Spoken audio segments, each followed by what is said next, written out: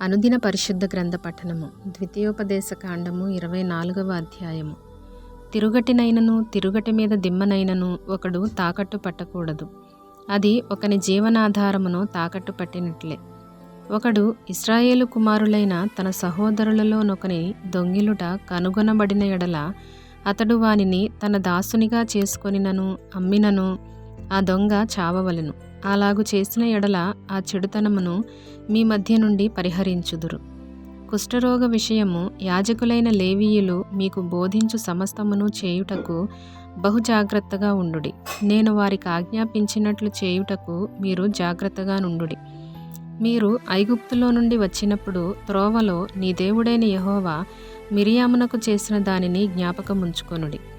నీ పొరుగువానికి ఏదైనను నీవు ఎరువిచ్చిన ఎడల అతని యొద్ద తాకట్టు వస్తువు తీసుకొనుటకు అతని ఇంటికి వెళ్ళకూడదు. నీవు బయట నిలువవలెను. నీవు ఎరువిచ్చినవాడు బయటనున్న నీ యొద్దకు ఆ తాకట్టు వస్తువును తెచ్చి ఇచ్చును. మనుష్యుడు బీదవాడైన ఎడల నీవు అతని తాకట్టును ఉంచుకొని పండుకొనకూడదు. అతడు తన బట్టను వేసుకొని పండుకొని నిన్ను దీవించినట్లు సూర్యుడు అస్తమించినప్పుడు నిశ్చయముగా ఆ తాకట్టు వస్తువును అతనికి మరలా అప్పగింపవలెను. అది నీ దేవుడైన యెహోవా దృష్టికి నీకు నీతియగును. నీ సహోదరులలోనేమి నీ దేశమందలి నీ గ్రామములలోనున్న పరదేశులలోనేమి దీనదరిద్రుడైన కూలివానిని బాధింపకూడదు.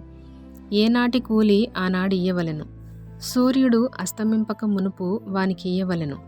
వాడు బీదవాడు గనుక దాని మీద ఆశ పెట్టుకొని ఉండును. వాడు నిన్ను బట్టి యెహోవాకు మొర్రపెట్టునేమో, అది నీకు పాపమగును. కుమారుల దోషమును బట్టి తండ్రులకు మరణశిక్ష విధింపకూడదు. తండ్రుల దోషమును బట్టి కుమారులకు మరణశిక్ష విధింపకూడదు. ఎవని పాపము నిమిత్తము వాడే మరణశిక్ష నొందును. పరదేశికే గాని తండ్రి లేని వానికే గాని న్యాయము తప్పి తీర్పు తీర్చకూడదు. విధవరాలి వస్త్రమును తాకట్టుగా తీసుకొనకూడదు. నీవు ఐగుప్తులో దాసుడవై ఉండగా నీ దేవుడైన యెహోవా నిన్ను అక్కడ నుండి విమోచించెనని జ్ఞాపకము చేసుకొనవలెను. అందుచేత ఈ కార్యము చేయవలెనని నీకు ఆజ్ఞాపించుచున్నాను.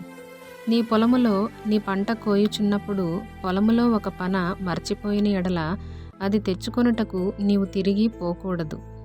నీ దేవుడైన యెహోవా నీవు చేయు పనులన్నిటిలోనూ నిన్ను ఆశీర్వదించినట్లు అది పరదేశులకును తండ్రి లేని వారికిని విధవరాండ్రకును ఉండవలెను.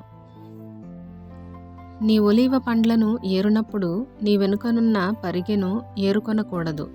అవి పరదేశులకును తండ్రి లేని వారికిని విధవరాండ్రకును ఉండవలెను.